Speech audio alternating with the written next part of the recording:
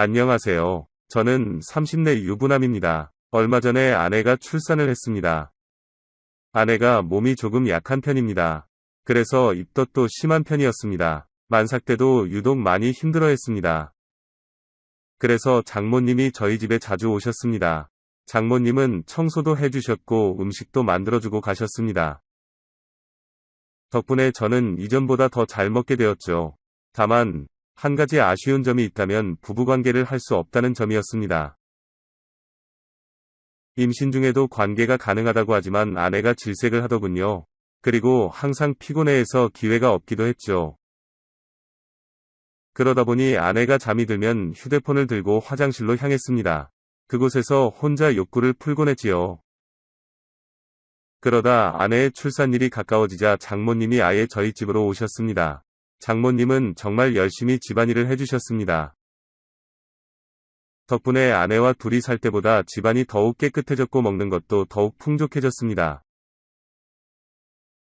저는 고맙고 죄송한 마음이었습니다. 그래서 매달 장모님께 용돈도 두둑히 챙겨드렸죠. 아내도 장모님과 있으니 엄청 편해하더군요. 장모님은 출산 이후에도 애를 봐주시겠다고 했습니다. 저는 안 그래도 된다고 말을 했지만 아내가 적극 찬성을 하더군요. 결국 매달 얼마씩 돈을 드리기로 하고 장모님이 도와주시기로 결정을 했습니다. 장인어른도 안 계시니 별다른 걸림돌도 없었죠. 장모님은 비싼 조리원도 취소하라고 하시더군요. 하지만 아내는 조리원을 강력하게 원했습니다. 조리원에 대한 기대감이 있는 것 같았습니다. 결국 아내는 조리원에서 2주를 보내기로 했습니다. 그리고 집으로 와서는 장모님이 도와주시기로 했죠. 그렇게 아내의 출산일이 다가왔습니다. 출산 예정일이 다가오자 저는 휴가를 내고 대기했습니다. 그리고 진통이 오기 시작하자마자 병원으로 향했죠. 물론 장모님도 함께 움직였습니다. 하지만 아기가 빨리 나오지를 않더군요. 결국 첫 진통 후 거의 하루 만에 아이가 나왔습니다. 탯줄을 자를 때는 사실 얼떨떨해서 별다른 감정도 없었죠. 그렇게 정신없이 아이가 태어나게 되었습니다. 아내는 병원에서 며칠 입원을 하게 되었고 장모님께서 옆에 있어주시겠다고 하더군요. 저는 다음날 출근을 해야 되어서 집으로 돌아왔습니다. 혼자 집안에 있으니 뭔가 많이 허전한 느낌이었죠. 한편으로는 오랜만에 혼자 있는 자유시간이기도 했죠. 첫날은 아기와 아내가 계속 신경이 쓰였죠. 하지만 아내와 아기는 건강한 상태였습니다. 그러자 둘째 날에는 혼자 집에 있는 게 심심하더군요. 그래서 컴퓨터에 숨겨놓은 동영상들을 열었습니다. 아무도 없으니 눈치 안 보고 영상을 마음껏 즐겼죠. 몇 달 동안 참아왔던 욕구를 마음껏 분출하고 잠이 들었죠. 아내는 병원을 나와 조리원으로 옮기게 되었습니다. 그런데 조리원에서는 면회가 제한적이었습니다. 가족이라도 함께 자는 것도 안 되더군요. 산모의 안정을 위해서라는데 이해할 수 없었죠. 그래도 방침이 그렇다고 하니 어쩔 수 없었습니다. 그래서 장모님과 함께 집으로 오게 되었습니다. 장모님은 집에 오자마자 제 저녁을 차리시더군요. 덕분에 며칠 만에 제대로 된 식사를 할 수 있었습니다. 식사 후에는 장모님이 빨래와 청소를 하셨지요. 가만히 있을 수 없어서 옆에서 함께 도와드렸습니다. 빨래도 널고 쓰레기도 버리고 청소기도 돌렸지요. 그랬더니 금방 시간에 갔습니다. 그래도 일찍 집안일을 끝내고 장모님과 마주 앉게 되었습니다. 저는 감사하다는 말을 먼저 드렸고 장모님은 당연히 할 일이라고 괜찮다고 하셨습니다. 장모님과 잠깐 이런저런 대화를 나누었습니다. 그리고 잠을 자려고 누웠더니 뭔가 허전한 기분이었습니다. 문득 성인 영상이나 보고 잘까 싶었습니다. 하지만 장모님이 집에 계셨지요. 어제와 같은 자유는 이제 없었습니다. 괜히 눈치가 보여서 그냥 자려고 했지요. 아쉬운 마음이 들기 시작하니 더 보고 싶더군요. 그래서 어쩔까 고민을 하다가 한 번만 보고 자자 싶었죠. 그래서 조용히 일어나 분위기를 살폈습니다. 다행히 장모님은 주무시는 것 같았습니다. 그래서 컴퓨터가 있는 방으로 조용히 향했습니다. 저는 조용히 컴퓨터를 켜고 동영상을 찾았습니다. 소리가 날까봐 이어폰도 끼고 영상을 보기 시작했습니다. 들키지 않을까 하는 불안감도 있었습니다. 그래서인지 이상하게 더 스릴이 있었지요. 그래서 영상을 보면서 조용히 휴지도 챙겼습니다. 영상은 뻔한 내용이지만 볼 때마다 상상력을 자극했습니다. 몰래 봐서 그런지 그날따라 더욱 집중해서 영상을 보게 되었죠. 조용히 영상에 집중을 하면서 티슈를 챙겼죠. 그런데 클라이막스에 이르렀을 때 인기척이 느껴졌습니다. 장모님이 문을 조용히 열어보신 것이었죠. 그때 마침 저는 마지막 과정을 하는 중이었습니다. 그리고 그 모습을 그대로 장모님께 보여버렸죠. 장모님도 그 모습을 보시고는 순간 비명을 지르셨습니다. 저는 황급히 바지를 올리며 몸을 숨겼습니다. 하지만 이미 모든 걸 보여버린 이유였죠. 그 순간에는 식은땀이 흐르더군요. 설마 장모님이 다시 일어나실 줄은 몰랐죠. 문을 잠그지 않은 것도 후회가 되었습니다. 앞으로 장모님을 어떻게 봐야 하나 싶었죠. 다음날 아침에 일찍 일어나 몰래 출근을 할 생각이었습니다. 그런데 장모님이 이미 일어나 계시더군요. 그리고 제게 잠깐 기다리라시며 식사를 차려주셨습니다. 장모님도 제 눈을 똑바로 못 보시더군요. 정신없이 후다닥 밥을 먹고는 출근을 했습니다. 정말 머릿속이 하얗게 변하더군요. 하지만 장모님을 피할 수는 없었죠. 퇴근하고 조리원에서 아이와 아내를 보았습니다. 그리고 장모님을 모시고 집으로 오게 되었죠. 차 안에서 어떤 말도 꺼낼 수 없었는데 장모님이 먼저 말을 꺼내셨습니다. 어제는 너무 놀라서 미안하다는 말을 못했다고 하셨죠. 저는 오히려 제가 죄송하다고 말을 했습니다. 그러자 장모님은 남자가 그럴 수도 있다고 하셨죠. 그러면서 아내와 자주 관계를 하는지 물으시더군요. 저는 솔직히 아내가 저를 거부한 지 제법 되었다고 했습니다. 장모님은 여자가 임신하면 그게 싫을 수 있다며 이해를 좀 해주라고 하셨습니다. 조금 전까지는 어떻게 장모님을 봐야 하나 싶었는데 한번 이야기를 시작하니 술술 말이 나오더군요. 은밀한 이야기까지 모두 장모님께 털어놓기 시작했습니다. 그리고 집으로 돌아왔을 때 장모님께서 먼저 술을 꺼내시더군요. 한잔하면서 이야기를 하자고 하셨죠. 장모님은 저의 욕구불만을 이해해 주셨습니다. 그래도 바람을 피지는 말라고 하시더군요.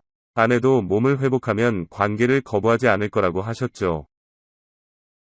혹시나 계속 관계를 거부하면 어쩌냐고 말씀드렸더니 요즘은 상담센터도 잘 되어 있으니 상담도 받아보라고 하셨습니다. 리스가 된 부부들이 상담을 많이 받는다고 하시더군요. 참기 힘들면 지금처럼 영상 보면서 풀라고 하시더군요. 원하면 잠깐 자리를 비워주시겠다고도 하셨습니다.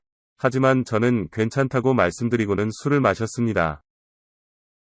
허락을 받았다고 해서 장모님이 있는데 쉽게 할 수 있는 일은 아니었으니까요. 오히려 장모님이 알고 있다 생각하니 더 부끄럽더군요. 담담하게 상담을 받듯 대화를 나누었지만 사실 속으로는 엄청 쑥스러웠습니다. 그리고 어제 봤던 영상들이 자꾸 떠올랐죠. 자연스럽게 장모님과 영상에서 봤던 배우가 겹쳐졌죠. 장모님도 혼자가 되시고 오래 직장 생활을 하신 분입니다. 나이에 비해 관리를 잘 하신 분이었죠. 그래도 영상과 현실은 달랐습니다. 그저 제 마음을 이해해 주신 것만으로도 감사했습니다. 어제의 난감함을 잊고 기분 좋게 술을 마셨습니다. 장모님도 이야기를 꺼내기까지 긴장을 많이 하셨더군요. 어제의 일은 장모님 본인의 실수라고 생각하셨지요. 그래서 이야기를 꺼내기 위해 술까지 꺼낸 것이었죠. 다행히 이야기가 잘 풀리면서 긴장이 풀어졌습니다. 술을 제법 많이 마셨는지 취기가 많이 돌았습니다. 장모님도 자리에서 몸을 제대로 가누지 못하고 있었죠. 술을 오랜만에 마셔서 그런지 조절을 못하신 것이죠. 장모님이 비틀거리며 몇 번이나 쓰러질 뻔 하셨습니다. 저는 장모님을 화장실까지 부축해드렸습니다. 하지만 화장실에서도 몸을 못 가누시더군요. 하위를 제대로 내리지 못한 상태로 변기에 앉으셨죠. 하지만 그대로 다시 옆으로 고꾸라지시더군요. 저는 장모님을 부축해서 변기에 앉혀드리고 옷도 제대로 내려드렸습니다. 민망한 모습을 모두 눈으로 보게 되었죠. 하지만 장모님은 이미 정신이 없으신지 그대로 소변을 보셨습니다. 덕분에 제 손과 옷이 소변에 젖어버렸죠. 장모님도 이미 옷이 다 젖어버렸지요.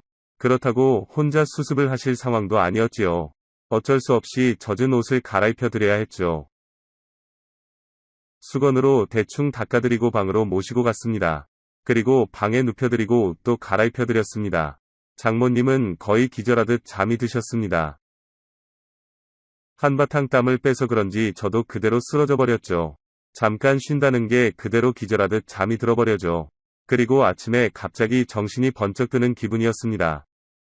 순간 등골이 서늘해지는 기분이었습니다. 제 몸에서 누군가의 체온이 느껴지고 있었습니다.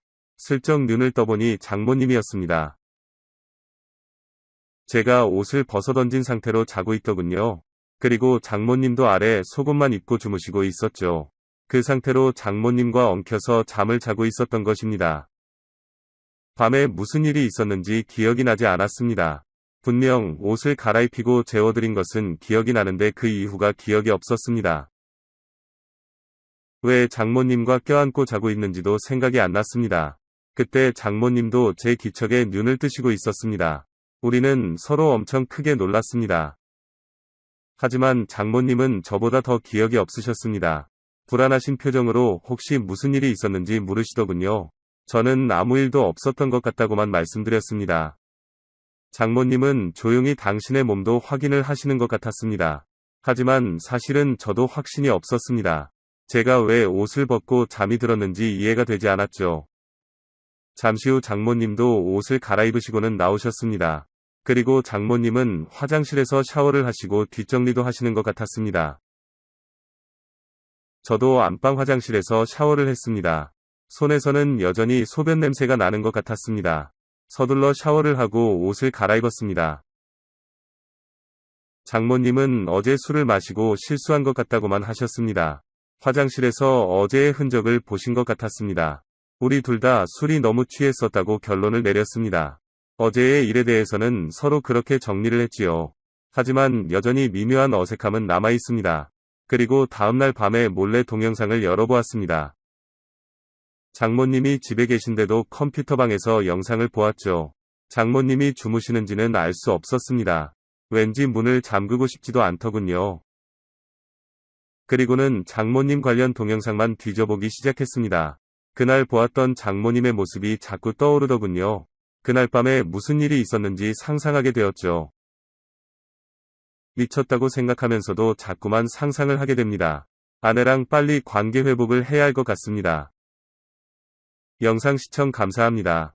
안녕하세요. 저는 올해 40살 된 남성이고 PC방을 운영하고 있습니다. 5년 넘게 다녔던 회사를 그만두고 모아둔 돈과 어머니의 도움으로 대단지, 아파트, 정문 앞에서 7년 넘게 PC방을 운영하고 있어요. 그리고 5살 된 딸아이가 하나 있고 아내는 35살에 만났습니다. 아내는 제가 운영하는 PC방에서 오후 1시부터 밤 12시까지 아르바이트로 일하던 알바생이었죠. 고등학교를 졸업하자마자 제 PC방에서 아르바이트를 시작했고 그렇게 우린 만나게 되었습니다. 20대 여성들에게 PC방 아르바이트는 꽤 인기 있는 일자리였거든요. 처음 면접을 보러 왔을 때 아내는 키도 크고 얼굴도 예뻐서 마음에 쏙 들었습니다. 이왕이면 다홍치마라는 말처럼 예쁜 여자를 마다할 이유가 없었으니깐요. PC방 손님 대부분이 젊은 남성 손님이었기 때문에 예쁜 아르바이트생을 선호했거든요. 아내는 아르바이트생 중에서도 단연 돋보이는 미모를 자랑했습니다. 얼굴만 봐도 흐뭇했죠. 미영 씨. 요즘 젊은 사람들은 웬만하면 다 대학에 가는데 왜 대학에 가지 않았어요? 사장님, 제 성적으로는 전문대밖에 갈 수 없었어요. 미영 씨는 소위 말하는 상업고등학교를 졸업한 예전 표현으로 꼴통학교 출신이었습니다. 예쁜 외모의 꼴통이라. 그렇다면 미영은 중학교 때부터 공부는 뒷전이고 노는 데 집중했을 것이 뻔하였죠. 저 역시 학창시절에 좀 놀아봤기 때문에 시간이 흘렀어도 뻔히 짐작할 수 있었습니다. 혹시나 했는데 역시나였어요. 미영은 중학교 때부터 남자친구를 사귀었을 정도로 소위 일진까지는 아니더라도 꽤나 놀았다고 스스로 말했습니다. 사장님, 만약 여자친구랑 헤어지시면 저랑 만나주실래요? 아, 좋지. 언제든 환영이야. 근데 나랑 14살이나 차이 나는데 괜찮겠어? 네, 괜찮아요. 12살 차이까지 만나본 적도 있는걸요. 뭐라고? 아니, 이제가 20살인데 30대를 언제 만나봤다는 거야? 그건 비밀이에요. 왜 그래? 말하다 마는 게 어딨어. 궁금하니까 말해봐. 사장님, 너무 자세히 알려고 하면 다칠 수도 있어요. 이제 그만 물어보세요.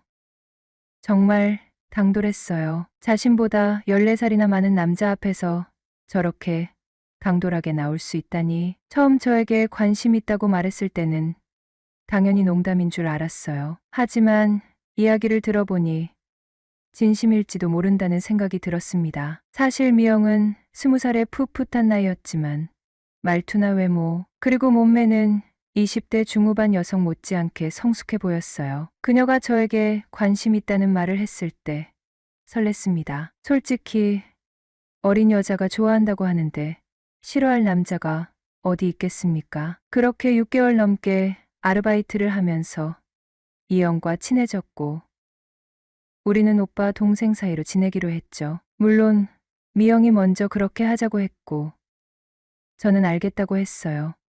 어느 날 이런저런 이야기를 나누다가 이영이 애인과 헤어졌다고 했습니다. 남자친구에게 차인 건 이번이 처음이라며 힘든 속마음을 털어놓았죠. 원래 이성에게 처음 차이면 기분이 정말 찝찝하고 슬픈 노래나 드라마를 보면 마치 내 이야기 같고 눈물이 핑 돌기도 하잖아요. 미영 역시 몹시 슬퍼하는 것 같았어요. 그러면서 아르바이트 끝나고 술을 사달라고 했죠. 그래서 밤 12시에 코프집에 가서 소주 3병 정도를 나눠 마시고 새벽 2시가 조금 넘어서 각자 집으로 헤어졌어요. 그런데 헤어진 지 5분도 채 안 돼서 전화가 왔습니다. 나 오빠가 너무 좋아 라고 말하는 것이었죠. 순간 머릿속이 너무 복잡했습니다. 그냥 술김에 남자친구랑 헤어진 지 얼마 안 돼서 하는 말이겠지 싶었거든요. 그래서 일단 대답을 하지 않았어요. 오빠, 근데 남자 맞아? 뭐, 그럼 내가 남자지 여자겠냐? 아니, 그런 뜻이 아니잖아. 어떻게 술 취한 여자를 혼자 집에 돌려보낼 수 있어? 길만 건너면 너의 아파트 단지인데 뭘 바래다주고 말고 해. 참나, 무슨 남자가 그래. 내가 그렇게 매력이 없나? 미영은 횡설수설하며 계속해서 알 수 없는 말들을 쏟아냈어요. 오빠, 저 오늘 너무 외로운데 하룻밤만 같이 있어주면 안 돼? 순간 어떻게 해야 할지 머릿속이 복잡해졌죠. 왜냐하면 나이 차이가 많이 나기도 하고 한편으로는 좋으면서도 부담스러운 마음도 있었기 때문이에요. 미영아, 정말 괜찮겠어? 오빠는 상관없는데 내가 혹시 나중에 후회할까봐 걱정돼서 그래. 오빠, 하룻밤 같이 있는 건데 뭘 그렇게 걱정이 많아. 미영의 대답을 듣고 나니 저 혼자 괜히 심각하게 생각했구나 싶어서 마음이 한결 편해졌어요. 그렇게 미영이를 저희 집으로 데려갔죠. 어린 나이인데도 불구하고 제가 감당하기 벅찰 정도로 참 대단한 녀석이었어요. 결국 우리는 하룻밤을 같이 보내게 되었고 사귀는 사이가 되었어요.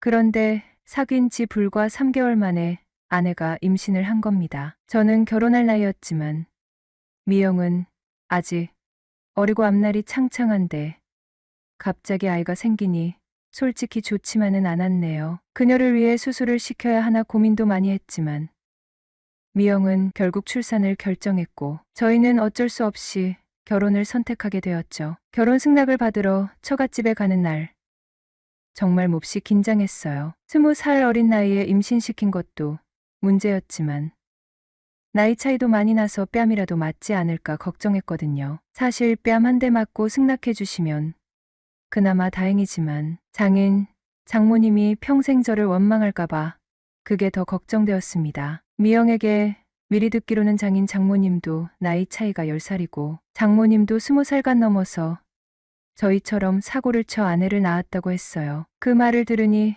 조금은 안심이 되기도 했죠. 하지만 장모님이 저와 7살밖에 차이가 안 났고 장인어른과는 12살밖에 차이가 안 났어요. 그 나이 차이를 듣고 나니 긴장이 안 될 수가 없었죠. 제가 완전 도둑놈이 되는 것 같았거든요. 저라도 제 딸이 14살이나 차이 나는 남자를 데려와 아이를 가졌으니 결혼시켜달라고 하면 화가 머리끝까지 날 것 같을 겁니다. 역시나 장인어른은 굉장히 불쾌해하셨습니다. 미영이는 어려서 그렇다 쳐도 저는 적지 않은 나이에 알 거 다 알면서 어떻게 그렇게 경솔할 수 있느냐며, 혹시 계획적인 건 아니었냐며 노골적으로 불쾌감을 드러내셨어요. 정말 절대 그런 거 아니었다고 죄송하다는 말만 100번은 넘게 반복한 것 같습니다. 장모님은 옆에서 깊은 한숨만 내쉬고 계셨고요. 그런데 장모님이 키도 크고 날씬하고 피부도 좋아서 정말 제 또래 정도로밖에 보이지 않았습니다. 특히 웃을 때 눈이 반달 모양이 되면서 크크크 하고 특유의 웃음소리를 내시는 모습은 정말이지 너무 귀여우셨죠. 사위는 백년 손님이라고 하지 않습니까? 사위 사랑은 장모라는 말도 있고요. 저를 영 맞듣잖아 하시는 장인어른께 장모님은 어쩔 수 없이 한 식구가 되어야 하는데 김서방 앞에서 계속 인상만 쓰고 있으면 서로 좋을 게 뭐가 있겠어요. 라며 제 편을 들어주시며 결혼에 힘을 실어주셨습니다. 얼굴도 예쁘시고 동안이신데 저를 아껴주신다는 생각에 너무 기분이 한결 좋아졌죠. 장모님 덕분에 그리 어렵지 않게 장인어른께 결혼 승낙을 받아낼 수 있었습니다. 사실 제가 나이 빼고는 아내에게 꿀릴 것도 없다고 생각해요. 대학교도 졸업했고 매출 잘 나오는 PC방 사업도 하고 있고 아파트만큼은 아니지만 제 명의로 된 작은 빌라도 하나 가지고 있었으니까요.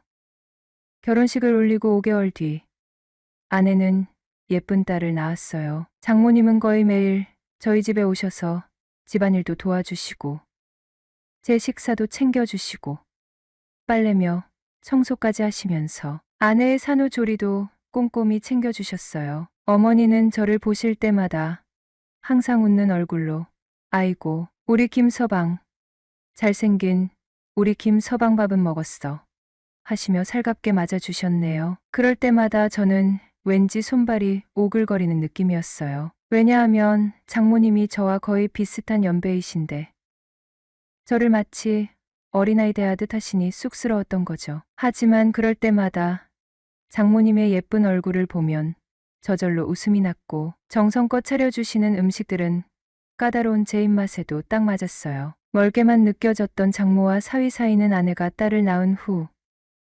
장모님이 저희 집안일을 도와주시면서 거의 매일 얼굴을 마주하게 되니 금세 가까워질 수밖에 없었어요. 김서방, 뭐 먹고 싶은 거 없어? 미영이가 딸기 먹고 싶다는데 집에 올 때 좀 사다 주게. 장모님과 따로 연락을 주고받는 일도 자연스럽게 생겨났고 한가한 시간에는 장모님과 함께 커피를 마시며 수다를 떨거나 저녁을 같이 먹고 오기도 했습니다. 그럴 때마다 장인어른은 혼자만 빼놓고 어디 그렇게 싸돌아다니냐며 질투 섞인 잔소리를 하셨죠. 어리고 예쁜 아내, 사랑스러운 딸아이, 그리고 언제나 웃음이 끊이지 않는 화목한 처갓집. 이때까지만 해도 세상에 부러울 것이 하나도 없었습니다.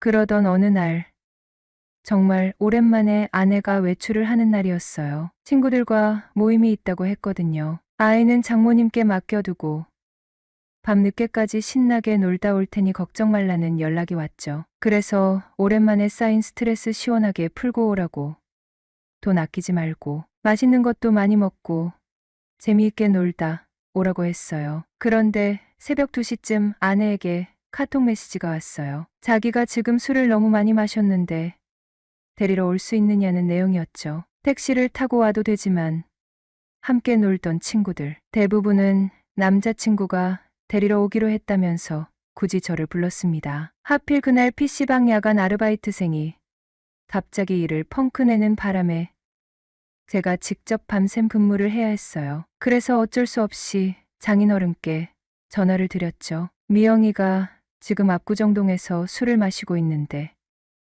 혹시 픽업 좀 부탁드려도 될까요? 장인어른은 흔쾌히 알겠다고 하셨습니다. 그런데 잠시 후 믿을 수 없는 소식이 들려왔습니다. 장인어른과 아내가 교통사고를 당해 병원으로 옮겨졌다는 것입니다. 소식을 듣자마자 울면서 병원으로 달려갔어요. 응급실에 도착했을 때 장인어른은 많은 피를 흘리고 안타깝게도 이미 돌아가신 후였습니다. 아내는 현재 의식불명 상태이며 깨어나지 못하면 위험할 수 있다고 했어요. 제발, 제발 1분 1초라도 빨리 깨어나기를. 다시 눈을 뜨기만을 간절히 바라고 기도했습니다. 다시 환하게 웃는 아내의 모습을 보고 싶었거든요. 웃어주지 못해도 괜찮으니 제발 따뜻한 체온이라도 다시 느끼게 해달라고 간절히 빌었어요. 제발 깨어만 난다면 그동안 아내에게 함부로 했던 못난 행동들 다 잊을 만큼 정말 잘해줄 텐데. 그렇게 빌고 또 빌었지만 결국 절망적인 소식이 들려왔습니다. 의사가 침통한 표정으로 다가와 제게 믿고 싶지 않은 말을 건넸습니다. 정말 안타깝게도 박미영 환자분은 사망하셨습니다. 그 말을 듣는 순간 저는 아니라고, 거짓말이라고 믿고 싶었어요. 아니죠? 제 아내가 아닌 거죠? 다른 사람인 거죠? 분명히 잘못 보신 걸 거예요. 다시 깨어날 거예요. 미친 듯이 의사에게 되묻고 또 되물었습니다. 하지만 돌아오는 대답은 냉정한 한마디. 정말 유감입니다. 싸늘하게 식어버린 아내의 시신을 눈으로 직접 확인하고 나서야 비로소 아내의 죽음을 실감했습니다. 하얀 천으로 덮인 아내의 모습을 보는 순간 세상 전부를 잃은 듯한 기분이었습니다. 마치 제 몸에서 소중한 무언가가 송두리째 빠져나간 듯 텅 빈 느낌. 곧이어 장모님이 응급실에 도착하셨고 비통한 울음을 터뜨리셨습니다. 사랑하는 남편과 하나뿐인 딸을 동시에 잃었으니 그 슬픔이 얼마나 크셨겠습니까? 저와 장모님은 그렇게 서로를 부둥켜 안고 하염없이 눈물만 흘렸습니다. 장례식을 마치고 집으로 돌아온 날 장모님께서 뜻밖의 제안을 하셨어요. 당분간 같이 살림을 합치는 게 어떻겠냐고 하셨습니다. 그 말씀을 듣는 순간 또 눈물이 왈칵 쏟아졌어요. 어린 피덩이 같은 딸아이가 이제 엄마가 아닌 할머니 손에서 자라야 한다는 현실을 받아들여야 한다는 생각에 가슴이 이어졌습니다. 싫든 좋든 장모님과 함께 살아야 했죠. 그래서 그날부터 바로 장모님 댁으로 들어가 살게 되었습니다. 처음에는 서로 얼굴을 마주치는 것조차 힘들었어요. 서로를 보면 먼저 떠나간 장인어른과 아내 생각에 가슴이 미어졌고 괜히 어색하고 불편했으니깐요. 서로 무슨 말을 해야 할지, 누가 누구를 위로해야 할지. 괜찮으세요? 라는 뻔한 질문조차 차마 입 밖으로 꺼내기 어려울 정도로 마음이 아팠습니다. 그래서 한동안 서로 눈을 마주치지 않으려고 애썼습니다. 그렇게 6개월 정도 시간이 흐르자 죽을 것 같았던 슬픔도 조금씩 옅어져 갔어요. 굳게 닫혀있던 마음의 문도 조금씩 열리기 시작했고 장모님을 대하는 것도 한결 편안해졌습니다. 그러던 어느 날 딸아이 건강검진이 있는 날이었어요. 오후 1시쯤 장모님과 함께 병원에 가기로 했죠. 아파트 주차장에서 기다리고 있는데 저 멀리서 장모님이 유모차를 끌고 걸어오시는 모습이 보였습니다. 순간 제 눈을 의심할 정도로 깜짝 놀랐어요. 평소 집에서 보던 수수하고 평범한 모습이 아니었거든요. 완전히 다른 사람, 세련된 여성이 눈앞에 서 있었기 때문입니다. 그날 장모님은 작정하고 꾸미고 나오신 것 같았어요. 하늘색 원피스는 어깨가 드러나는 민소매 스타일이었고 평소에는 거의 안 하시던 화장까지 곱게 하셨거든요. 제 옆에 나란히 서 계시니 마치 젊은 부부처럼 보일 정도였습니다. 장모님의 달라진 모습에 어찌할 바를 모르고 시선을 어디에 둬야 할지 몰랐어요. 자꾸 엉뚱한 곳만 쳐다보고 있으니 장모님께서 김서방, 어디 불편한 데라도 있나? 하고 물으셨습니다. 아, 아니요. 그런 건 아니고요. 옷차림이 평소와 좀 다르셔서. 그렇지? 이거 몇 년 전에 사놓은 건데 미영 아빠가 이런 옷 입고 밖에 나가는 걸 질색팔색을 해서 그동안 한 번도 못 입었거든. 그래서 옷장 속에 묵혀두고 있다가 모처럼 날씨도 좋고 기분도 전환할 겸해서 한번 입어봤어. 김서방, 내가 입으니까 좀 괜찮아? 네. 정말 아름다우십니다. 여전히. 호호호. 어머, 웬일이니? 아무튼 성공했네. 네? 뭐가요? 김서방 눈에 예뻐 보이면 성공한 거지 뭘. 나중에 알고 보니 병원에 아기랑 할머니 둘만 같이 가면 사람들이 이상하게 볼까봐 신경 써서 옷을 입고 화장까지 하신 거라고 했어요. 그 말씀을 듣고 나니 기뻐해야 할지 슬퍼해야 할지 복잡한 마음이 들었습니다. 하지만 장모님 앞에서는 정말 예쁘십니다. 젊어 보이시고 너무 좋은 생각입니다. 하며 칭찬을 아끼지 않았어요. 모처럼 쉬는 날 온종일 장모님과 함께 시간을 보내게 되었어요. 딸아이 때문에 외식하기도, 밖에서 놀러 다니기도 불편해서 늘 배달 음식을 시켜 먹거나 넷플릭스로 영화를 보면서 주말을 보내곤 했거든요. 그날도 점심을 먹고 나서 장모님과 나란히 앉아 넷플릭스를 켜고 뭘 볼까 하며 영화를 고르고 있었습니다. 인기 순위를 쭉 훑어보다가 방자전이 눈에 띄었어요. 그래서 장난스럽게 장모님께 혹시 장모님, 방자전 보셨어요? 하고 물었더니 안 보셨다는 겁니다. 보실래요? 하고 조심스럽게 여쭤봤더니 장모님은 선뜻 그래, 보자 하시는 겁니다. 사실 이런 류의 영화를 장모님과 같이 본다는 게 쉽지 않잖아요. 그래서 혹시 불편하실까봐 이거 좀 야한 영화인데 괜찮으시겠어요? 하고 다시 한번 여쭤봤죠. 그러자 장모님은 조여정 나오는 영화 말이지. 그거 모르는 사람이 어딨어. 괜찮아. 보자 하시며 쿨하게 대답하셨어요. 영화는 처음부터 꽤나 강렬했습니다. 영화를 보는 내내 중간중간 혹시 너무 야하면 끌까요?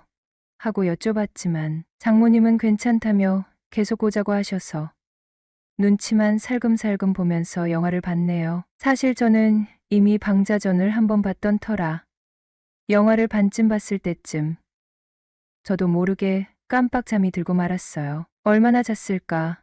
눈을 떠보니 제가 장모님의 무릎을 베고 있는 자세였어요. 순간 무의식적으로 아내라고 착각했던 것 같습니다. 화들짝 놀라 죄송하다고 말씀드리며 바로 일어나려고 했는데 장모님께서는 괜찮으니 좀 더 자라 하고 말씀하시는 거예요. 여기서 갑자기 일어나면 괜히 장모님이 우아해하실까 싶어 저도 어색하게 다시 그 자세로 누웠어요. 그때 마침 영화는 클라이맥스를 향해 달려가고 있었고 점점 제 몸에도 묘한 반응이 오기 시작을 하더군요. 저와 장모님은 어쩔 줄 몰라 하며 영화가 끝날 때까지 꼼짝없이 그 자세를 유지해야 했습니다. 영화가 끝나고 나서야 겨우 몸을 일으킬 수 있었네요. 그때부터였던 것 같습니다. 제가 장모님을 여자로, 이성으로 좋아하게 되었던 것이 말입니다. 하루는 장모님께서 샤워를 마치고 머리에 수건을 대충 둘러쓴 채 주방에서 물을 마시는 모습을 보는데 정말이지 형용할 수 없는 묘한 감정에 휩싸였어요. 이 여자가 정말 내 여자가 될 수 있을까? 하는 생각이 머리를 스쳤고 도대체 우리는 앞으로 어떤 관계로 지내야 하는 걸까?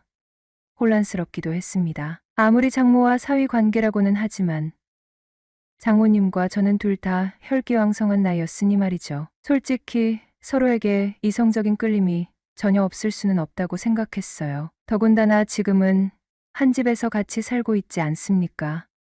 딸아이 때문에 맘 놓고 밖에도 못 나가고 쉬는 날이면 하루 종일 붙어 지내다 보니 남녀 사이에 정이 안 들래야 안 들 수 없는 상황이었죠. 게다가 장모님의 옷차림도 예전과는 많이 달라졌어요. 아내가 있을 때 처갓집 방문할 때만 해도 항상 단정하고 점잖은 옷차림이셨어요. 그런데 요즘 장모님은 짧은 반바지에 헐렁한 티셔츠 차림으로 집안을 활보하십니다. 특히 올여름에는 장모님이 집에서 너무 편안한 복장으로 계시는 바람에 저도 모르게 시선을 어디에 둬야 할지 난감할 때가 많았죠. 처음에는 장모님이 날 많이 편하게 생각하시는구나. 그러니까 저렇게 편한 옷차림으로 계시는 거겠지 하고 좋게 생각했어요. 하지만 여름이 깊어갈수록 저도 모르게 불편한 감정이 마음속에서 싹트기 시작했습니다. 장모님을 향한 제 마음은 점점 더 커져만 가는데 장모님은 제 속마음을 아는지 모르는지 오히려 옷차림은 점점 더 과감해지는 것 같아요. 앞으로 이 관계를 어떻게 풀어나가야 할지 도저히 감이 잡히지 않습니다. 제 마음속은 마치 칠흑 같은 어둠에 잠식당한 듯 시커멓게 타들어가고만 있습니다. 안녕하세요. 저는 올해 34살이며 남편과 이혼하고 홀로 8살 아들을 키우고 있습니다. 사실 원래 저도 한때 행복한 가정이 있었습니다. 저와 아들을 사랑하는 남편, 대한민국에서 손꼽히는 입지의 아파트, 그리고 남편의 반듯한 직장, 저희 높은 수입, 모든 게 완벽에 가까웠습니다. 하지만 한 사람으로 인해 우리의 모든 행복이 산산조각나고 말았습니다. 오늘은 저의 결혼 생활 중 발생한 끔찍하고 악몽 같았던 일을 이야기해 보겠습니다. 저는 대학교 때부터 온라인 쇼핑몰을 운영하고 있으며 장사도 잘 되고 있습니다. 그래서 저는 따로 취직하지 않고 계속 저희 온라인 창업에 모든 시간과 열정을 쏟아부었습니다. 결과는 점점 더 좋아지고 있었습니다. 그래서 바쁠 때는 알바 한두 명을 불러서 도움을 받고 있습니다. 나중에는 회사로 운영하게 되었습니다. 남편 강우진과 대학 커플로 대학교 때부터 3년 연애하고 남편이 취직한 지 1년 후 우리는 결혼하였습니다. 남편은 대학 졸업 후 판교에 있는 큰 회사에 취직하여 근무하였습니다. 남편의 성격은 온화하지만 능력이 출중하여 직장에서도 좋은 평가를 받고 있습니다. 저는 서울 출신이고 남편은 지방 출신입니다. 저는 집에서 온라인 쇼핑몰을 운영하고 있어 신혼집은 남편이 출근하기 편한 곳에서 전세로 시작했습니다. 그 집은 30년 된 25평 되는 구축 아파트였는데 신혼집으로 쓰기에는 충분했습니다. 이때는 양가 부모님 도움을 조금 받고 나머지는 신혼 전세 대출로 적은 이자를 내며 이 집을 구했습니다. 간단한 도배 장판만 바꾸고 입주했는데 여기서 우리의 아들이 태어났습니다. 제가 운영하는 쇼핑몰이 잘 되어 2년 만에 주변 신축 아파트 분양권을 사서 입주하게 되었습니다. 그때 아이가 갓 걸을 무렵이었는데 아시다시피 구축 아파트는 주차장이 지상으로 되어 있고 주차 문제가 심각할 뿐만 아니라 나중에 아이 혼자 다니기에 너무 위험하다고 판단하여 신축 아파트를 선택하게 되었습니다. 비록 25평밖에 되지 않지만 진짜 영혼을 끌어모아서 이 집을 장만했습니다. 남편은 이제 입사한 지 3년도 되지 않아서 초기 자금은 대부분 제가 번 돈으로 충당하고 대출은 남편이 대기업 다니기에 혜택도 있고 대출 한도도 많아 남편 명의로 했습니다. 물론 대출을 같이 갚고 있었고 명의는 공동 명의로 했습니다. 솔직히 말해서 그때는 온라인 쇼핑몰 운영하며 육아까지 하고 있어 저는 몸과 정신적으로 힘들었지만 우리의 결혼 생활은 진짜 행복하고 만족스러웠습니다. 우리 나이대에 우리 능력으로 부모 도움 안 받고 경기도 핵심지의 신축 아파트를 살 수 있다는 게 참 자랑스러웠습니다.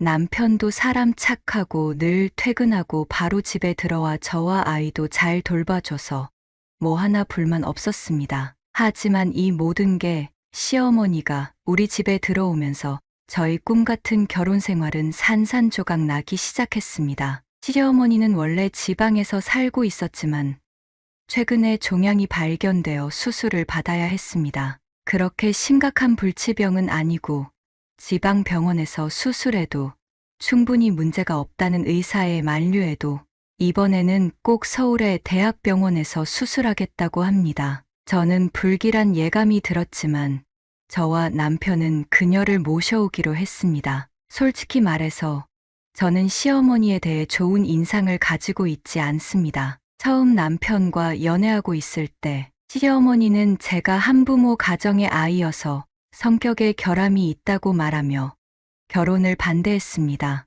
그렇습니다. 저와 남동생은 홀아버지 밑에서 자랐습니다. 어머니는 제가 10살 때 지병으로 돌아가셨습니다. 아버지는 홀로 저와 저보다 4살 어린 남동생을 키웠습니다.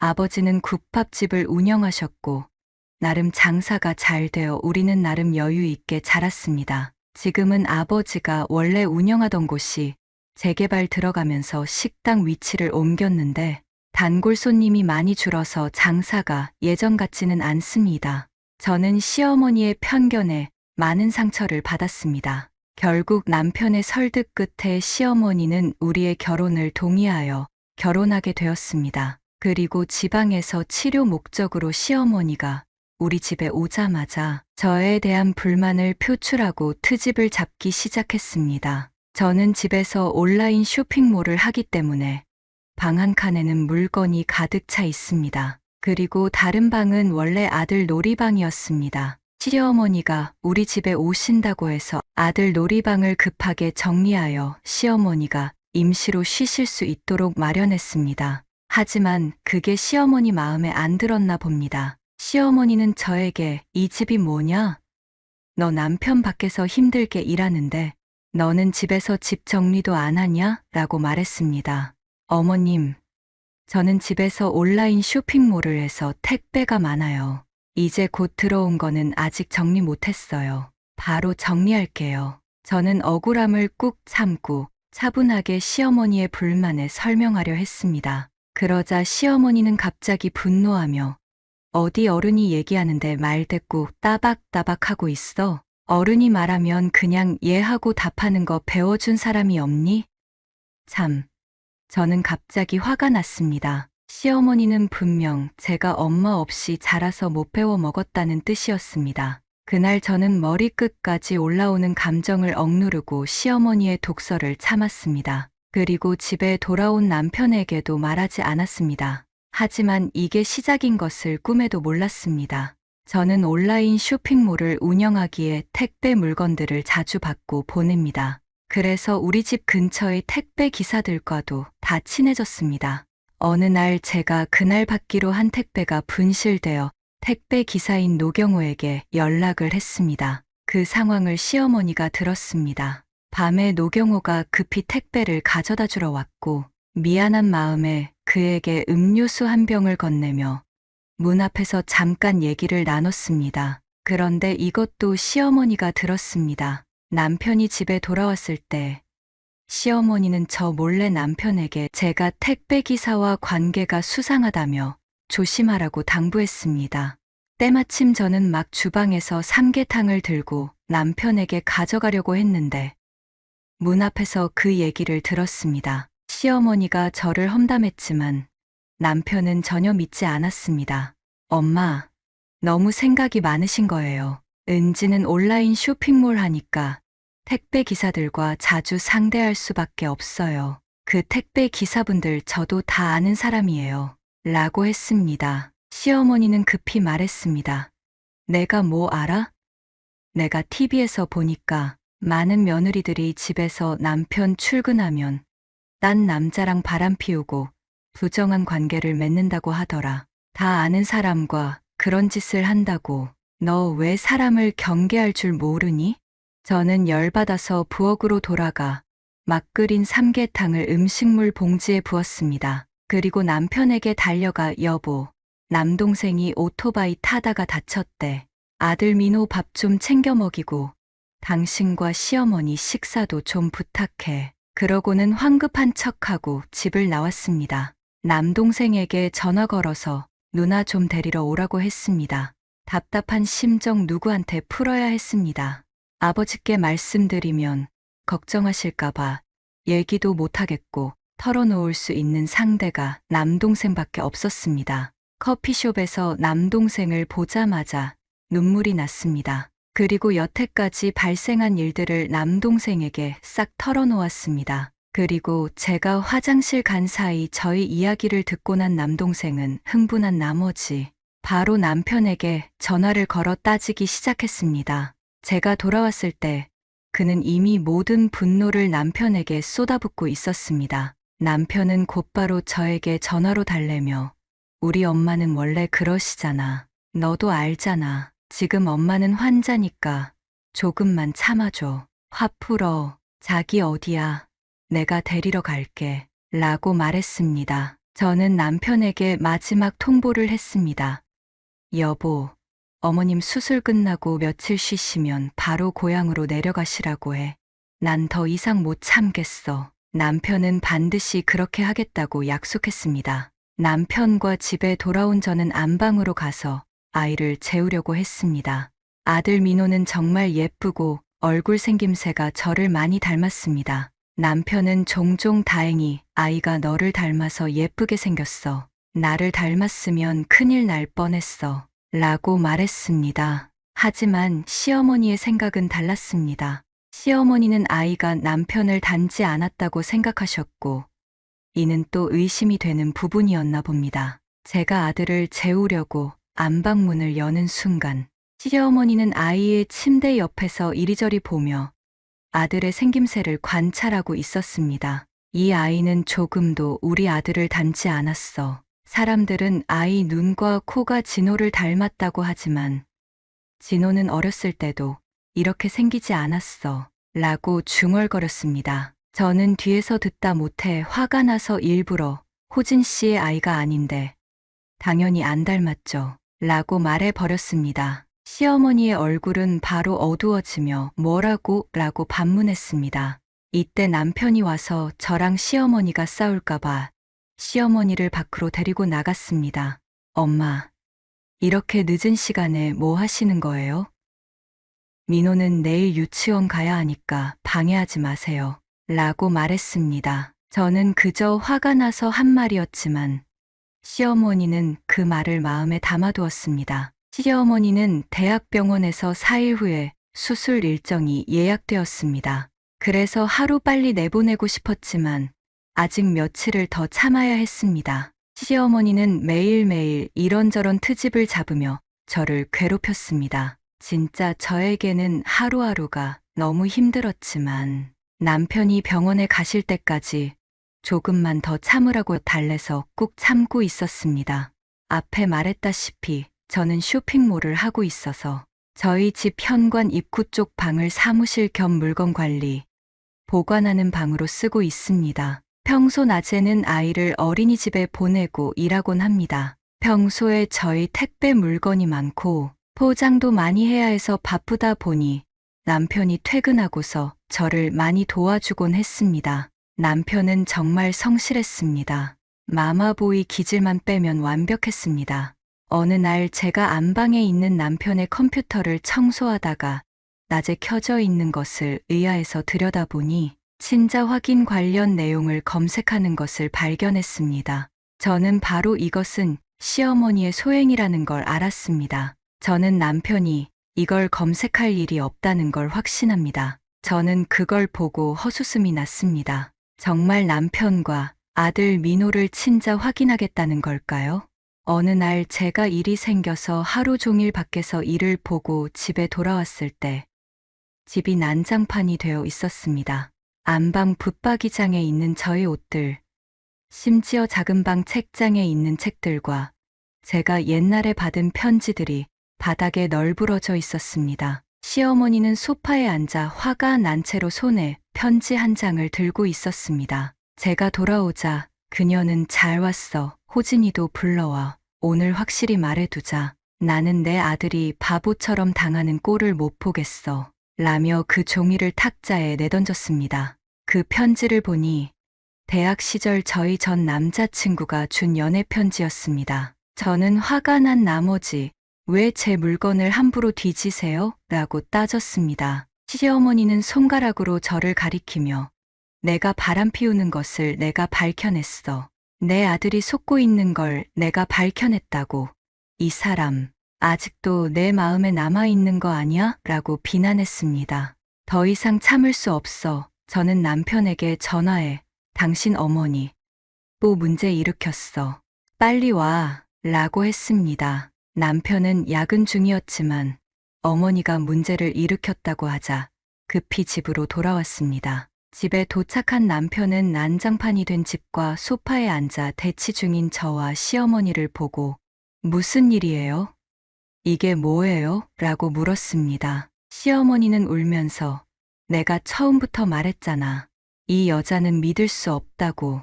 내가 결혼할 때도 반대했잖아. 내가 틀리지 않았지. 이 여자가 바람을 피웠어 라고 소리쳤습니다. 남편은 엄마, 무슨 말씀을 하시는 거예요? 저와 은지는 잘 지내고 있어요. 제발 문제를 일으키지 마세요. 라고 했습니다. 시어머니는 소리를 높이며 문제를 일으키다니? 이거 봐. 이 여자는 아직도 전 남자친구의 연애 편지를 보관하고 있어. 이게 정상이야?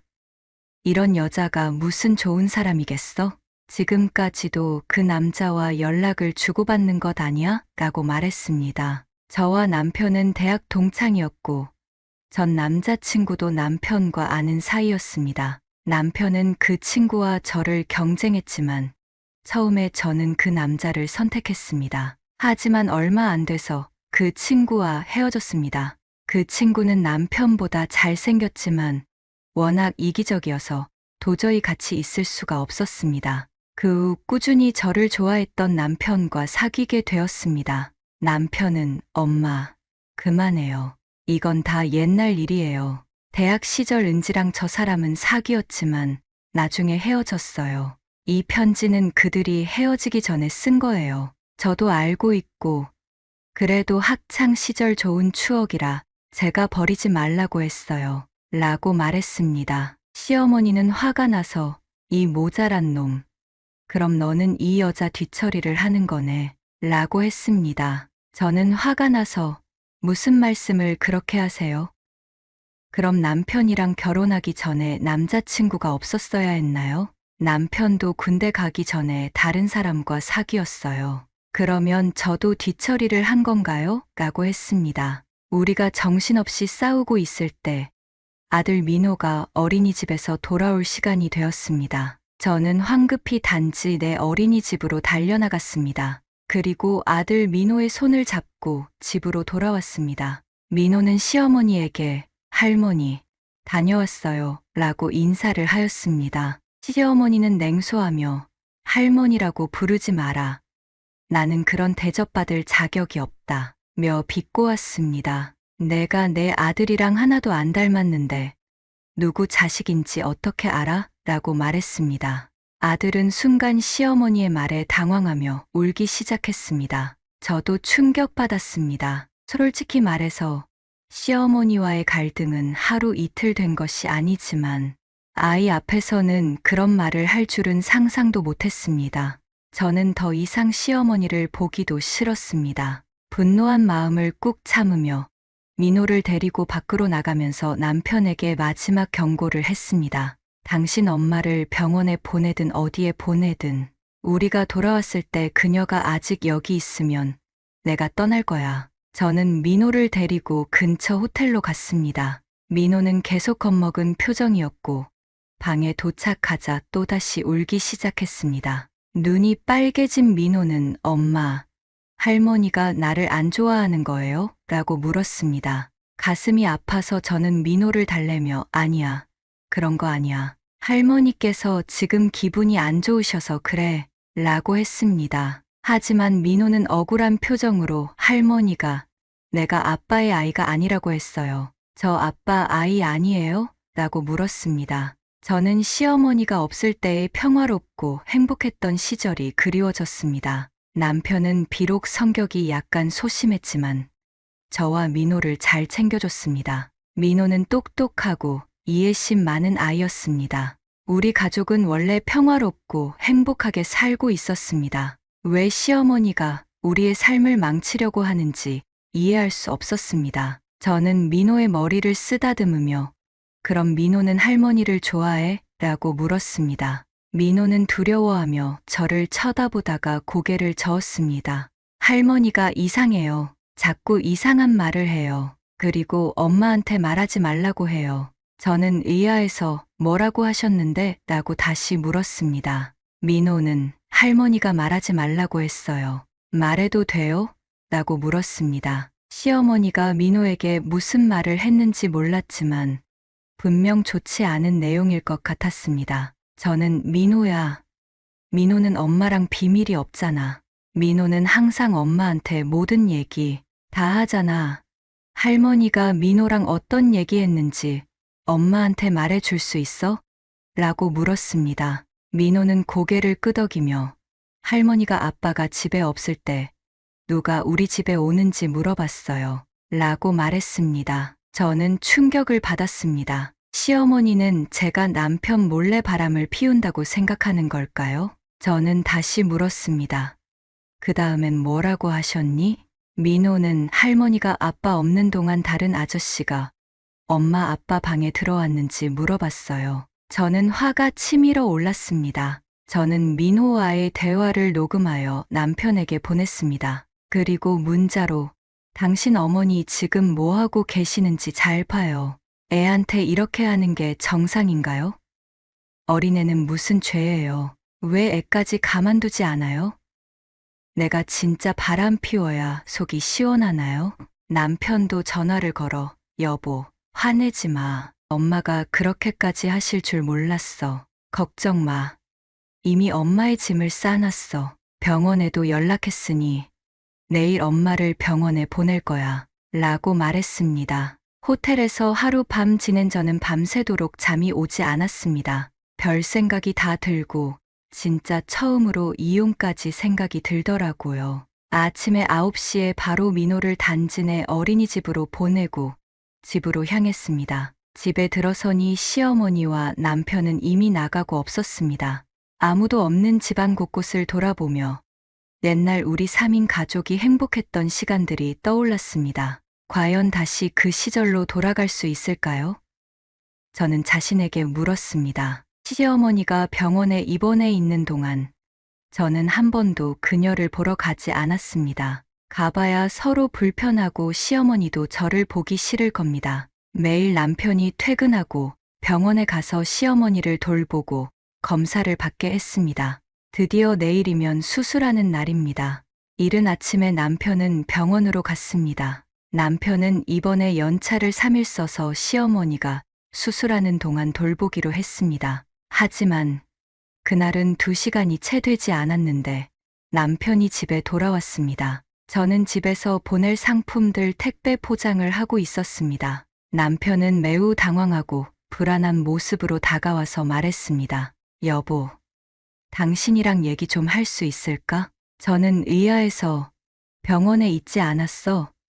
왜 이렇게 빨리 돌아왔어? 라고 물었습니다. 남편은 머뭇거리며 엄마가 수술을 절대 안 하겠대. 거실로 나가서 우리 얘기 좀 하자. 라며 저를 거실로 데려갔습니다. 저는 시어머니가 이번에는 저에게 사과를 받으러 가라는 건가 생각했습니다. 그러나 남편이 말했습니다.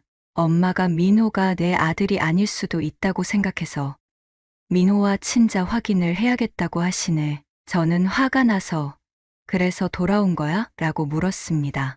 남편은 손가락을 꼼지락거리며 여보, 당신이 좀 생각해 줄 수 있을까? 라고 물었습니다. 제가 그의 말을 다 듣기도 전에 저는 남편의 어깨를 힘차게 밀었습니다. 저는 남편의 코앞에서 소리쳤습니다. 미쳤어? 당신도 민호가 당신 아들이 아니라고 믿는 거야? 그럼 우리 이혼해. 남편은 당황하며 아니 여보, 나는 당신 말을 믿어. 하지만 지금 엄마가 병원에서 수술을 기다리고 있잖아. 라며 저를 달랬습니다. 그냥 한번 검사하는 거잖아. 엄마가 민호가 내 아들이 아니라고 계속 의심하니까 이 검사로 모두가 편해질 수 있잖아. 저는 남편이 이렇게 생각할 줄은 몰랐습니다. 저는 예전부터 누군가에게 들었던 말이 떠올랐습니다. 시어머니와의 갈등에서 남편이 중간에서 중요한 역할을 한다는 말이요. 남편이 너무 유약해서 항상 어머니를 봐주려고만 해서 시어머니가 계속 이런 끔찍한 일들을 벌이는 것 같았습니다. 저는 남편에게 당신은 이게 편해진다고 생각하겠지. 하지만 민호를 데리고 친자 확인을 한다는 게 무슨 의미인지 생각해 봤어. 라고 물었습니다. 며칠 전에도 민호가 물어봤어. 엄마, 할머니가 왜 그런 말을 했어요? 나는 아빠의 아들이 아닌가요? 라고 말이야. 저는 눈물이 났습니다. 그리고 지금 당신이 그 아이를 데리고 친자 확인을 하자고.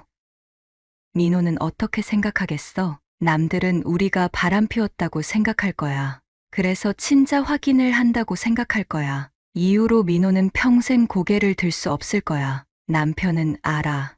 알지만 엄마를 그냥 둘 수 없잖아. 엄마가 수술을 안 하겠다고 해서 그냥 둘 수는 없잖아. 라고 말했습니다. 저는 냉소하며 그럼 나랑 민호를 희생해야 돼? 단지 당신 엄마의 어처구니 없는 의심 때문에. 당신 엄마가 미쳤는데 당신도 미쳤어. 라고 말했습니다. 시어머니가 우리 집에 온 이후로 평화가 사라졌어. 지금 수술 가지고 나를 협박하는 거야? 그럼 당신 알아서 해. 수술하든지 말든지. 민호는 절대 친자 확인할 수 없어. 남편은 한숨을 쉬며 여보, 그렇게 말하지 마. 어찌 되었든 엄마가 나를 키우느라 고생하셨어. 라고 말했습니다. 저는 그럼 당신 힘들게 키웠다고 나를 이렇게 괴롭히면 되는 거야? 나도 우리 아빠 귀한 딸이야.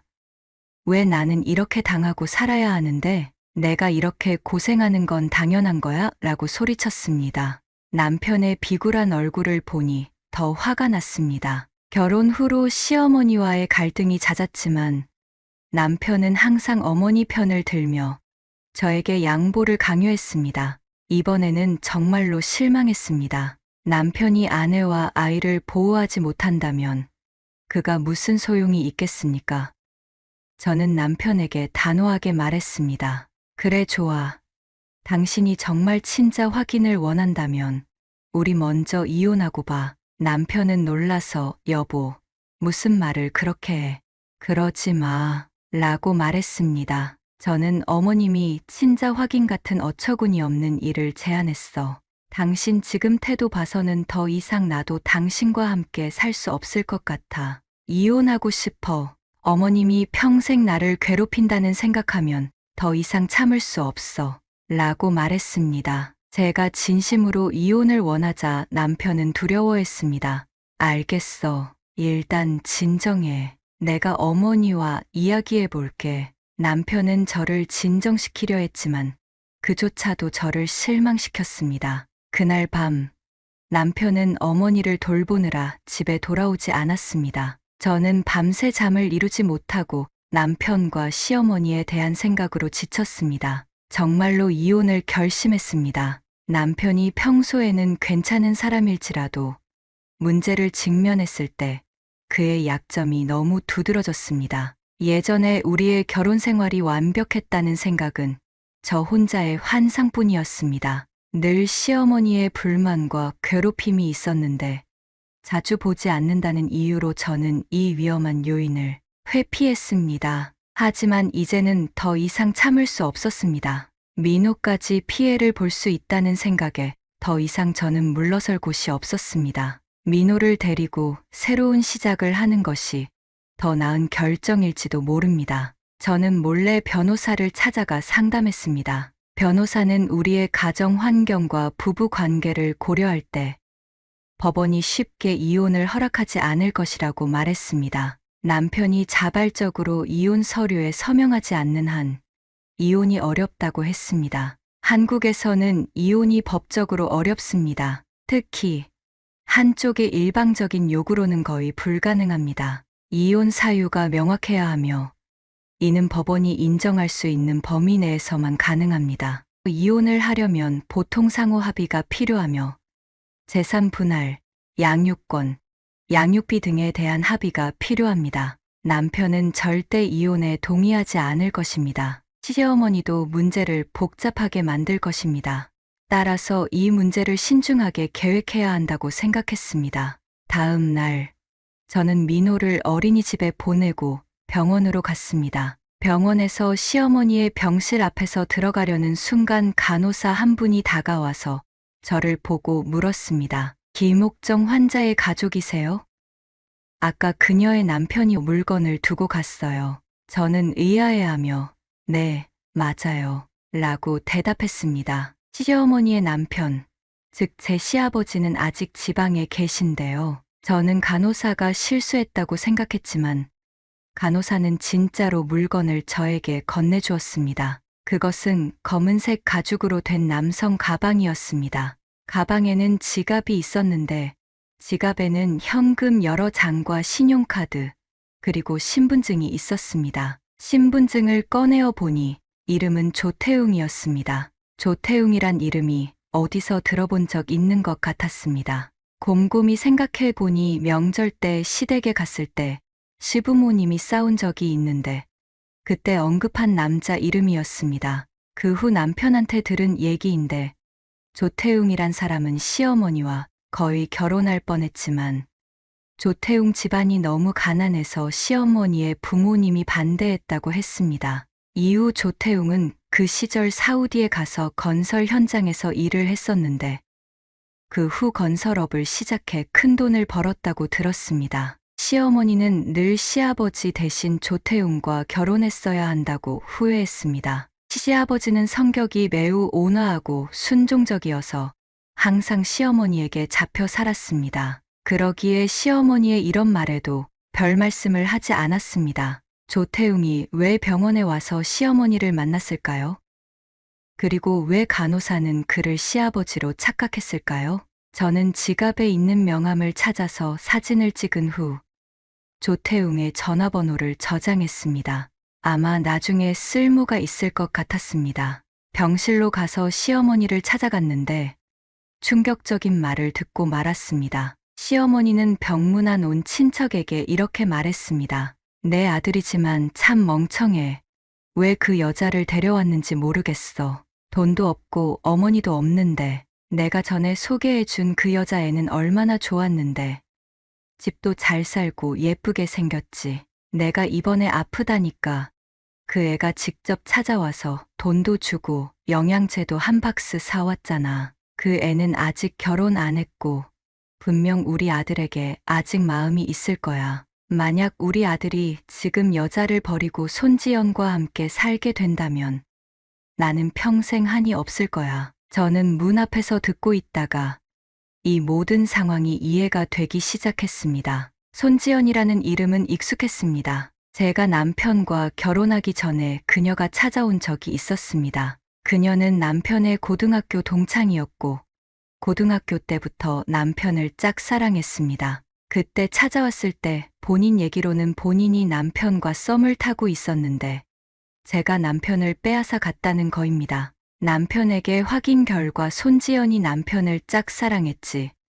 남편은 그녀를 친구로만 봤다고 했습니다. 저는 그때 손지연 같은 예쁜 여자가 저한테 밀리고 남편이 저를 선택한 것에 대해 매우 기분이 좋았습니다. 더군다나 그녀는 부모님이 회사를 운영하여 꽤나 돈 많은 부잣집 딸이라고 합니다. 하지만 그때 그 사실을 안 시어머니는 손지연이 저보다 낫다고 생각했습니다. 이제 저는 시어머니가 이렇게 문제를 일으키는 이유를 알았습니다. 그녀는 저와 남편을 이혼시키고 손지연을 며느리로 맞이하려는 꿈을 꾸고 있었습니다. 저는 병실로 들어갔습니다. 시어머니는 제가 들어오는 것을 보고 말문이 막혔습니다. 하지만 곧 이상한 말투로 어이쿠, 이게 누구냐? 우리 며느리 아닌가?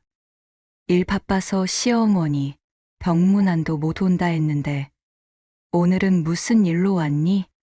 라고 친척분들 들으라고 비꼬며 말하더군요. 저는 그 말투를 무시하고 일부러 어머님 무슨 말씀이세요?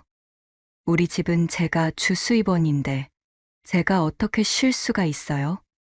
그럼 어머님 수술비와 요양비 누가 내나요?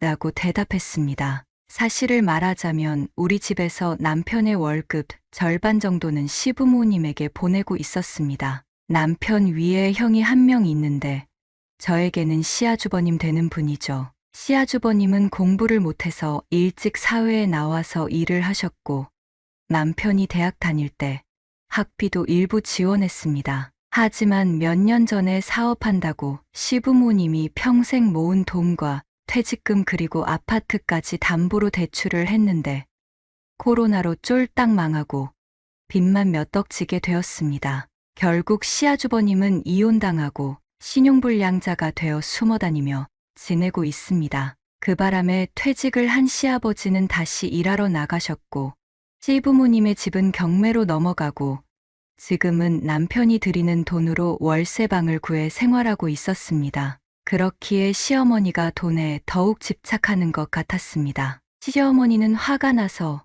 어떻게 내가 그렇게 뻔뻔할 수 있니? 우리 아들 아니면 너 그렇게 집에서 편안하게 돈 벌 수 있니? 너 같은 여자를 찾아서 내 아들이 이렇게 고생하는 거야. 라고 소리쳤습니다. 저는 어이가 없었지만 갑자기 좋은 아이디어가 생각나서 일부러 시어머니를 자극하며 말했습니다. 어머님, 아들이 저를 좋아하는데 어머님은 왜 저를 싫어하세요? 어머님이 아무리 손지연을 좋아하셔도 남편은 그녀를 쳐다보지도 않잖아요. 어머님이 저를 보기 싫어하시니 그만 일어나겠습니다. 어머님 수술 받으시고 퇴원하시면 바로 고향 내려가시잖아요. 그럼 지금 미리 인사드릴게요. 라고 하며 바로 병실을 나왔습니다.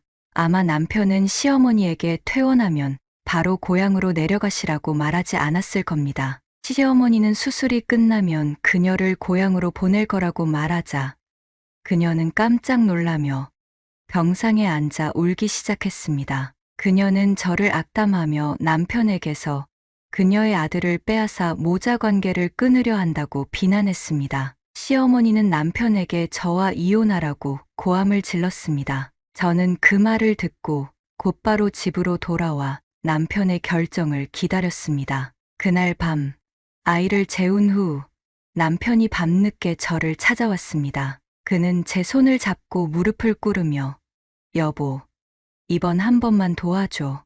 엄마가 이혼을 요구하고 민호와 친자 확인을 하지 않으면 수술을 하지 않겠다고 하셔. 뛰어내린다고까지 하셔. 라고 말했습니다. 남편의 선택이 결국 이혼이라는 것을 알게 되어 마음이 무너졌습니다. 저는 차분하게 정말 이혼하고 싶어? 라고 물었습니다. 남편은 아니, 사실은 우리가 일단 가짜 이혼을 해서 엄마를 속이고 수술을 받게 한 후 다시 재혼하자고 생각했어. 라고 말했습니다. 저는 웃으며 좋아.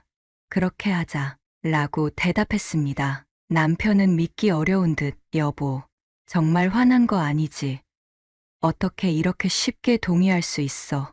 라고 물었습니다. 저는 당신이 무릎까지 꿇으면서 부탁하는데 어떻게 거절할 수 있어? 들어줘야지. 라고 대답했습니다. 남편은 제 손을 꼭 잡고 고마워, 여보. 앞으로 더 잘할게. 라고 말했습니다. 하지만 저는 우리가 결혼할 때 절대 저희 마음을 상처받게 하지 않겠다는 남편의 약속을 떠올리며 그의 진정성을 의심했습니다. 하지만 조건이 있어. 민호는 나와 함께 지내야 하고 이 집도 내 명의로 바꿔야 해.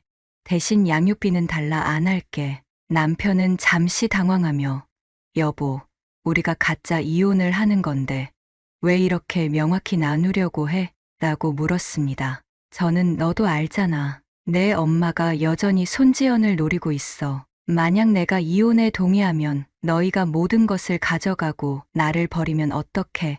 라고 대답했습니다. 남편은 결국 이혼 서류에 서명할 수밖에 없었습니다. 남편은 이혼 서류를 들고 다시 병원에 가서 시어머니를 설득하여 끝내 수술을 마쳤습니다. 시어머니가 수술 받는 날 저는 조태웅에게 전화를 걸어 김옥정의 며느리라고 소개하고 잃어버린 가방을 돌려주기로 했습니다. 병원 인근 커피숍에서 만난 저와 조태웅은 대화를 통해 몇 가지 유용한 정보를 얻었습니다. 조태웅은 시어머니와 헤어진 후 해외로 나가 많은 고생을 하였고 그 후 그 계기로 건설업에 뛰어들어 작은 건설회사를 운영하게 되었다고 합니다. 그리고 지금은 별세한 아내를 만나면서 그녀의 집안의 도움을 받아 회사 규모를 키웠다고 합니다. 하지만 지금은 은퇴한 상태고 회사는 큰아들이 물려받아 운영하고 있습니다. 이번에도 시어머니가 먼저 연락해서 본인이 아파서 서울병원에 입원했다는 소식을 듣고 병문안 온 것이었습니다. 조태웅이 병원에 온 이유는 단순히 예정을 생각해서였을 뿐 더 이상의 감정은 없었습니다. 결국 시어머니가 혼자 아직 조태웅을 잊지 못하고 북치고 장구치고 하였던 것 같았습니다. 이렇게 생각하니 참으로 불쌍했습니다. 저는 조태웅의 연락처를 저장하고 좋은 인상을 남긴 후 남편에게 전화를 걸어 제가 친자 확인을 하겠다고 말했습니다. 남편은 기뻐하며 여보, 정말 고마워. 그럼 내일 바로 할 수 있지? 라고 물었습니다. 저는 민호가 당신과 친자 확인을 하는 건 괜찮아. 하지만 조건이 있어. 라고 말했습니다. 남편은 말해봐. 최대한 맞춰줄게. 라고 대답했습니다. 저는 시어머니가 나를 의심하고 모욕하는 건 참을 수 있어도 당신이 내 편이 아니라는 건 솔직히 너무 화가 나. 민호가 당신과 친자 확인을 하는 조건으로 당신 당분간 우리 집에서 나가서 살아줘. 민호한테는 아빠가 할머니 병간호해야해서 병원에 있다고 할게. 남편이 계속 망설이자 저는 내 조건을 만족하든지 아니면 아무것도 하지 않든지 당신이 선택해 라고 단호하게 말했습니다. 남편은 결국 어쩔 수 없이 동의했습니다. 친자 확인을 위해 병원에서 검사를 진행하게 되었습니다. 그 결과를 빨리 받기 위해 급행 서비스를 신청했고 3일 내로 결과를 받을 수 있었습니다. 검사가 끝난 후 3일 뒤 결과가 나왔고 민호는 남편의 친아들로 확인되었습니다. 이 사실에 시어머니는 크게 당황했지만 더 이상 할 말이 없었습니다. 그럼에도 불구하고 시어머니는 여전히 남편에게 이혼을 요구했습니다. 남편은 결국 이혼에 동의할 수밖에 없었습니다. 하지만 조건은 당연히 제가 원하는 대로 할 수밖에 없었습니다. 이혼 서류에 양쪽이 서명하고 재산 분할도 명확히 하였습니다. 아들은 저와 같이 생활하기로 하고 집도 제 명의로 명예 변경했습니다. 그런데 이혼이 완전 성립되려면 전체 절차는 약 2개월 정도 걸린다고 합니다. 시어머니는 결국 지방에 내려가지 않았고 남편이 회사 근처 빌라에 투룸 방을 잡아서 시어머니와 생활하게 되었습니다. 그동안 저는 다른 집을 알아보며 미리 이 집을 내놓았습니다. 결국 저는 원래 집을 팔고 서울 서부권에서 새로운 집을 장만했습니다. 비록 집은 33평 구축이지만 대단지의 학군이 유명한 곳이었습니다. 제가 온라인 쇼핑몰을 하기 때문에 지역 선택에서는 자유로울 수 있었습니다. 그리고 일부러 남편 회사와 좀 멀리 떨어진 곳을 선택했습니다. 이제는 전 시어머니가 된 그녀를 보기 싫었습니다. 남편도 너무 원망스러웠습니다. 저는 남편 연락처만 남기고 남편의 가족 연락처를 모두 차단했습니다. 남편은 그 사실을 알고 당황하며 저에게 연락했습니다. 여보, 무슨 일이야? 왜 우리 가족 전화를 차단했어? 저는 냉정하게 우리 가족, 잊지 마. 우리는 이미 이혼했어. 라고 대답했습니다. 남편은 그제야 제가 진심으로 이혼을 원한다는 사실을 깨달았습니다. 남편은 두려워하며 계속 저에게 사과했습니다. 여보, 내가 잘못했어. 다음부터는 그러지 않을게. 제발 다시 돌아와줘. 하지만 저는 그에게 기회를 주지 않기로 결심했습니다. 남편의 나약함은 변하지 않을 것이기 때문입니다. 저는 그에게 당신이 민호와 친자 확인을 하기로 결정한 순간 당신은 아버지로서의 자격을 잃었어. 그리고 가짜 이혼을 제안한 순간 당신은 남편으로서의 자격도 잃었어. 라고 말했습니다. 당신 어머니의 잘못이라고? 그럼 당신은 아무 잘못도 없다는 거야? 당신이 한 번이라도 나를 위해 어머니에게 맞섰다면 당신 어머니는 이렇게까지 못하셨을 거야. 저는 당신 나약함과 무능함이 나와 민호를 얼마나 힘들게 했는지 알기나 해? 라고 덧붙였습니다. 그래서 당신은 더 이상 우리 가족이 아니야. 라고 하며 나는 전화를 끊었습니다.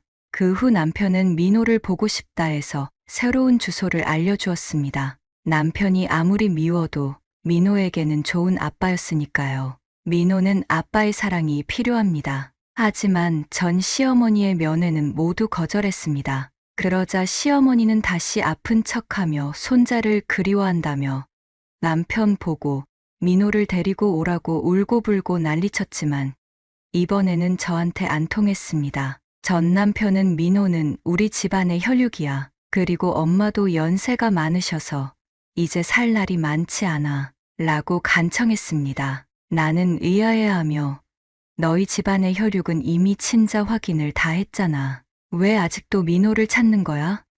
우리 민호는 너희 집안의 은혜를 감당할 수 없어. 라고 대답했습니다. 결국 남편은 잠잠해졌고 갑자기 한동안 소식이 끊겼습니다. 그리고 대학 동창들에게서 소식을 들었는데 남편의 아버지는 전 시어머니의 만행 때문에 아들이 이혼하고 손자를 못 보는 것 때문에 전 시어머니와 크게 싸웠다고 합니다. 어느 날 남편의 아버지가 화가 나 술을 많이 마시고는 시어머니를 심하게 때렸다고 합니다. 아마 평생 참고 살던 분이신데 결국 이번 사건으로 폭발하게 되었나 봅니다. 두 사람은 결국 갈라서기로 했습니다. 그리고 또 얼마 지나지 않아 전 남편은 손지연과 결혼했다고 들었습니다. 전 시어머니가 고향에서 전 남편 아버지에게 쫓겨나고 상경에 전 남편과 함께 살았고 그녀의 강력한 요구와 손지연의 적극적인 구애에 그들은 결국 결혼했다고 합니다. 그러나 손지연은 기대와 달리 부유하지 않았습니다. 그녀의 부모님의 회사는 적자 수준이었고 그녀의 아버지는 도박과 사치로 많은 빚을 졌습니다. 손지연은 어릴 적부터 집안 형편이 좋아서 돈을 아끼지 않고 팍팍 쓰는 스타일인데 결혼 후 일을 그만두고 화려하게 꾸미며 생활비를 탕진했습니다. 그들은 결혼 1년 만에 딸을 출산했지만 손지연은 아이를 돌보기 싫어했습니다. 결국 전 남편과 그의 엄마가 딸을 돌봐야 했고 이 일로 손지연과 자주 싸우게 되었습니다. 손지연은 저처럼 시어머니의 꾸중을 들어도 반항하지 않는 사람이 아니었습니다. 손지연은 본인 부모에게 모든 불만을 털어놓았고 그쪽 집안은 조폭 배경이 있어서 많은 사람을 동원해 전 남편과 그의 엄마를 되레 혼내고 말았습니다. 그들은 협박과 폭력을 일삼았고 남편과 시어머니는 점점 더 괴로워졌습니다. 결국 남편은 손지연과 이혼했지만 모든 것을 잃었습니다. 전 남편은 손지연과 결혼 후 저와 민호를 한 번도 찾아오지 않았습니다. 무엇보다 민호를 한 번도 찾아오지 않는다는 게 참으로 괘씸했습니다. 양육비는 바라지도 않았지만 그래도 본인 입으로 혈육하며 사랑하던 아들인데 어떻게 그렇게 냉혈한지 이해가 안 됩니다. 민호는 이 일로 많은 상처를 받았습니다.